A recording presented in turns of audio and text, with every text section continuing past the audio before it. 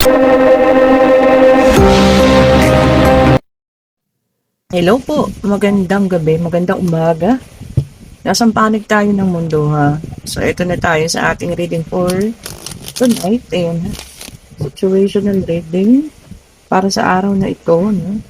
Today is Saturday po. Ayan. August 23rd.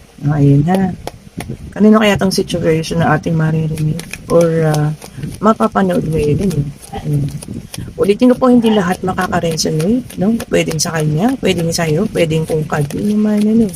Kung hindi sa inyo, ayan, skip kung ayaw yung panoorin. Pero kung nakarelate ka, ayan, pulutin, yung para sa'yo.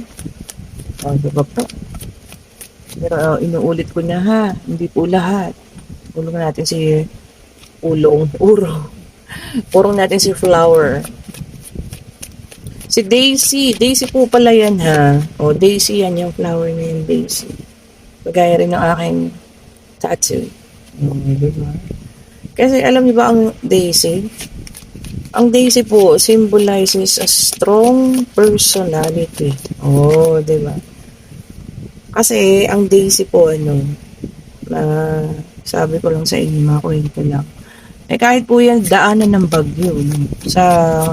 Doon nga sa pataniman niya sa Benguet, nakatayo pa rin po yan. Yan ang isa sa mga bulaklak na hindi nasisira po ng bagyo. Oh, Daisy. Okay, so, dagdagan na nga natin ang isa. Kaya kung gusto niyo, yun ang meaning po ng Daisy. Kung gusto siyang ipatato, ayan, or something na kahiligan niyo yung Daisy, yun po ang ibig sabihin, strong. Diba? So, ayun ha. Tignan pa natin isa. Ayun. So, ito na. Kompleto na ang ating cards. The Magician, Three of Pentacles, the Star, and the Two of Swords. Okay po. Tignan natin yung ating second deck para sa spread card. Then, meron tayo dito Six of Pentacles. Okay. Tignan pa natin. Tignan natin. Okay. Kulang pa ito. Ayan. Okay, as early as today po ha, sa lahat ng may gusto ng ating private reading, kayo po ay mag-message na sa akin, Ayan, para kayo mabigyan ko na ng slot. Ayan. Sa mga, kasi may mga ng Friday, hindi nakaabot. Ayan. So, sila naman nagsabi, next Friday na lang. Ayan po ha. So, meron na tayong mga ilan-ilan. Okay, isa na lang. Makukumpleto na ang ating situational reading for tonight or today one sa iyo. Okay. Oh, ang ganda. Okay ha. So, meron tayo dito Six of Pentacles, Eight of Wands, Four of Pentacles, and Ten of Pentacles. Okay ha. So, dito naman, nakikita ko dito, may taong tawag dito gumagawa ng something dito, no? Yan ha. Pinagtatanong-tanong ka, I think something parang gano'n, pwede ba natin tawagin nag-spy? Gano'n, spying on you. Ayan ha, kung sino ka man. Hinihiling ka pa rin kasi niya, no? Hanggang ngayon, kasi meron tayong the star. O, ayan ha. And, nagkaroon ka ng difficult decision dito before. O, ayan. Pakiramdam ko, nagkaroon kayo ng problema, no? Pero itong taong ito, kilala mo siya, ha? So, itong tao ngayon na to, pinagtatanong-tanong ka pa nga niya, maaaring sa mga both na kaibigan ninyo or parehas na kaibigan ninyo, ha? Okay, so nagkaroon ng pagpili before. I don't know kung ikaw yung pumili or siya. Kung ikaw yung pumili sa iba or siya yung namili ng iba, no? Pero siya po ay nag-i-spy sa inyo sa ngayon. Pero movement, so kung nakita niyo yung mga wands is gumagalaw, hinagis. So merong movement, ayan ha. Maaring nagtatanong-tanong siya sa'yo, situation mo ngayon. Siguro tinatanong ka, galit ka pa ba? Masama pa ba yung loob mo? Ayan ha. Yung taong ito po. So, yan. Yan yung taong nang-spy sa inyo ha. Ayun. The Magician. So, lahat ay ginagawa niya para malaman lahat ng tungkol sa'yo. Sa ngayon, parang nakita ko naman financially stable na rin siya, Ayan. Stable na rin. Ayan, Gumanda na rin yung, yung kanyang financial. So, kung kayo po ay nagkalayo before ng taong ito, kung tungkol man ito sa financial, ngayon po, ikaw ay kanyang, ini-spyan or minaman-manan, Or siguro gusto niya makita kung okay ka na ba, or ano na nangyari sa'yo. So, parang ganun po, So, ayan po ang taong nagmamanman sa iyo, ha. Later, i-check natin sa ating golden bowl kung meron bang letters o may katangian ng taong ito, ha. So, someone is spying on you. May taong nag-i-spy po sa inyo, ha. Kung kanino man ito. So, hindi pa din siya tapos at hindi pa siya nakaka-get over kung ano man yung nangyari sa inyo, ha. May nakita kasi ako nagpumili. Hindi ko alam kung siya yung pumili before, dati, At ikaw ang kanyang iniwanan. Or ikaw yung namili sa dalawa ba sila sa buhay mo dati or ano. So, meron tayong fire sign, Aries, Leo, and Sagittarius, Ace of Wands in reverse. Sabi rito, apathy card din to, and unfinished. Hindi pa tapos. Ayun ha. So, kaya nag-i-spy itong tao ito sa'yo kasi para sa kanya, hindi pa tapos. Diba? Hindi pa tapos ang mga pangyayaring ito or wala pang tuldok ang tungkol sa inyo, ha? Ayan. So, para sa kanya, hindi pa po ito tapos. Ayan, ha? Kung ano man yung meron kayo ng tao ito. So, hindi pa kayo tapos. Kaya kanya ini-spy. Ini-spyan. Minaman-manan. Di po ba? And then, meron tayong 9 of Swords, Air sign, Gemini, Libra, and Aquarius. Okay. Sabi niya rito, nagkaroon din siya ng insomnia or hindi pagkatulog sa gabi. Ayan. Siguro kakaiisip. Maring kasi, alam mo yun, ikaw ay kanyang iniwan before. Alam mo yan, tapos nagkamali siya. Diba? So, ayun, ngayon, puro pagtatanong tungkol sa'yo. Parang nagtatanong kung okay ka na ba? Pwede na ba siyang, kung babalik siya, pwede na ba? Para mga ganun, And then, meron tayong 3 of Pentacles, Earth sign, Taurus, Virgo, and Capricorn. So, fire, air, and earth. Tagi-tagi sa po, ha? Ito, naka-reverse naman. Sabi niya sa ngayon kasi parang mas gusto niya lang mag-isa. Ayaw niya nang may kasama. Kasi nga, alam mo yan, kapag kayong minamaston ka niya o tinitignan ka niya sa malayo, so gusto niya na mag-isa lang siya. Ayan. Huwag naman stalker, naman nakakatakot. Huwag naman yung gano'n. Okay lang yun, tignan ka niya sa malayo po, ha? Pero feeling ko magpaparamdam na to soon. Diba? Kasi hindi na rin makatiis. Pwede rin namang ini-stalk ka niya sa social media accounts mo, diba? Kasi pag tinitingnan lang naman kayo, diba, o di naman makikita ko sino yung mga tumingin sa My Day nga, diba? Pag nag-My Day ka, may mga iba nga dun 7 other views. Sino yung mga yun? Diba? Hindi mo nga alam. Baka isa na siya dun, ha? So, okay po. Nagmamanman ang taong ito sa'yo dahil para sa kanya, hindi pa kayo tapos. May part 2 kaya? And then, meron tayong 3 of Wands, fire sign, ay Aries, Leo, Sagittarius. Ulit, ha? Naka-reverse na naman. Sabi niya ngayon, nagpaplano siya. Ayan, ha? Meron siyang plano. Kaya pala. So, planning. Kasi sabi niya, no, planning siguro kung paano siya makakabalik sa'yo. Saka kaya humihingi ng mga suggestion or tulong kung kanino man. Ngayon, papatulong ka. O, diba? Nairita na naman ang inyong mystic tarot. Okay? And then, meron tayong Knight of Wands, fire sign. Ayan niya. Ay, talagang ngayon, na siya? Fearless. Wala na siyang takot.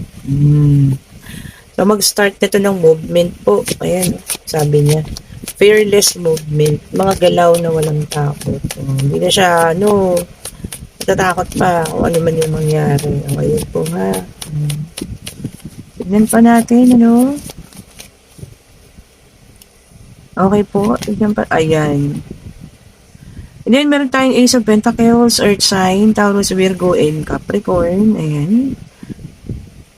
Ito para sa iba naman, ha. Financial opportunity, prosperity. Wow. Paglago po. Oh, yan ha. Sabi ko sa inyo, basta nakaukol sa inyo ang paglago ng inyong kaperahan, pagkita ng maganda. Hindi naman yan maapektuhan ng ghost month po. Basta talagang, kumbaga ngayon na yung panahon ninyo, no? Yan sabi nilang in God's perfect timing. Oh, di ba naman? Okay, tignan pa natin, ha? Tignan pa po natin. Medyo lumagkit ang ating card, ha? Ang gara ng panahon po, sa ibang lugar umuulan, sa iba naman umaaraw.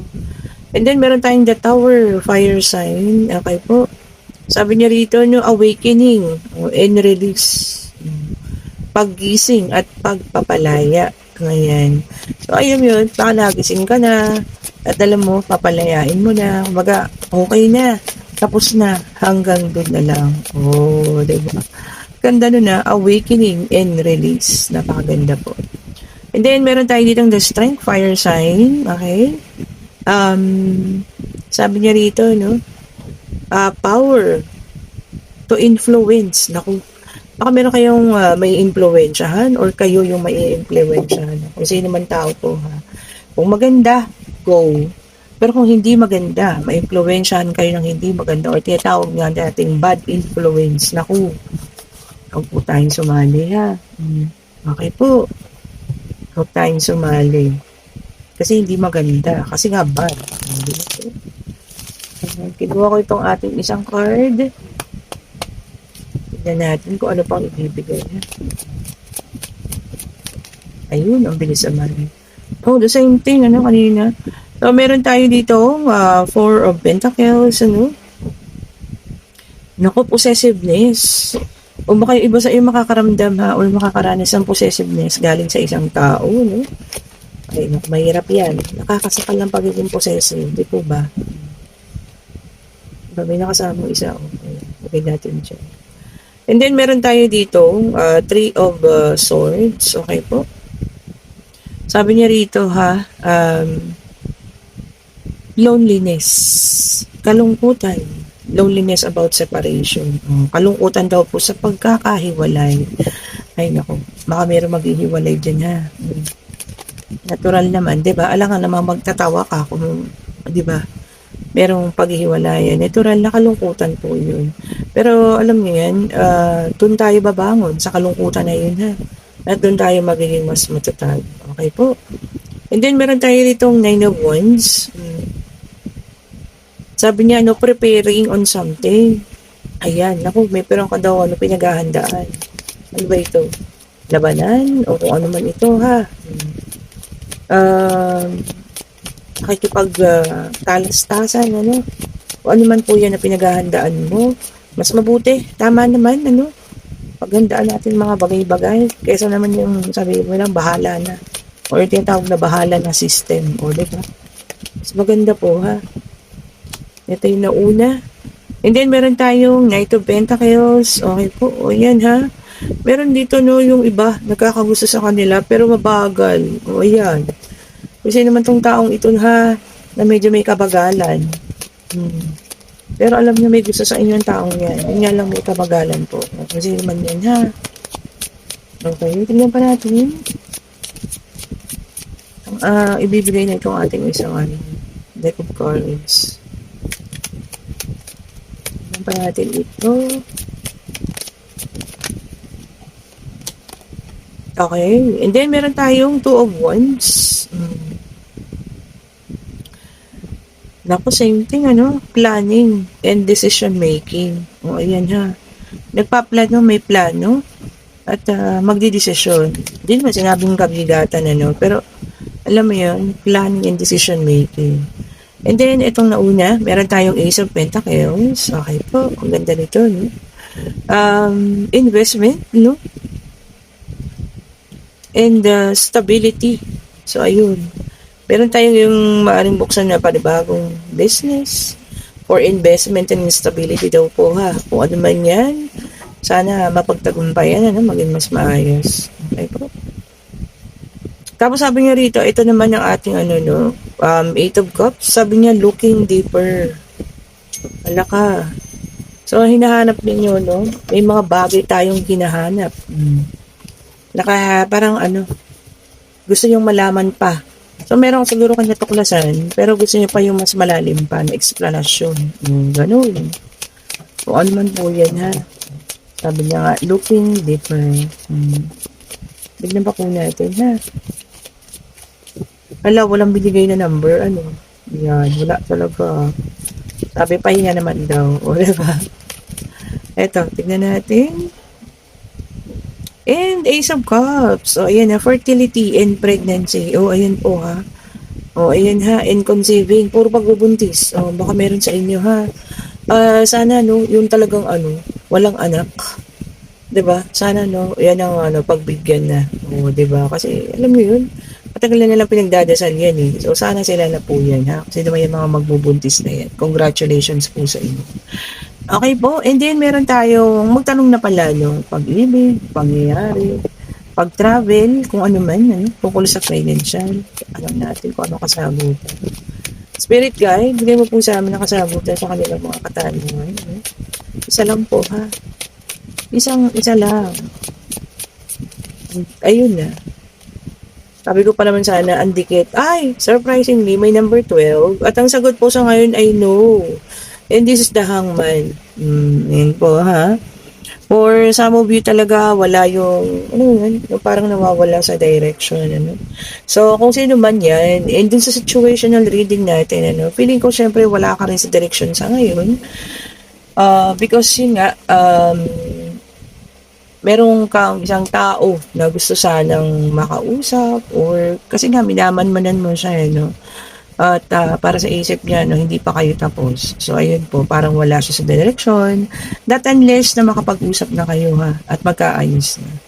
Okay po, kung kayo man ang nasa situational reading, no, kayo po ang decision kung kayo ba patuloy or makikipag-usap sa taong yan kung mag-reach out po siya. Okay po, and sa mga po pala may order kanina, no, napadala ko na po. Paki-wait nyo na lang sa malalapit. Ay, baka bukas nandiyan na. Sa mga medyo malayo by Monday. Ano? Okay po. And kung nagugustuhan yung ating reading, pa-like, pa-share, pa-subscribe, hit the notification bell para lagi kayong updated sa mga bagong videos na nire-release. And kung gusto nyo ng ating mga magagandang bracelet, ano? Ayan po, mag-chat na kayo. Click niyo yung link. Ako lang naglalagay dyan. At syempre, para sa ating pabango. Ayan ha. Ayan po.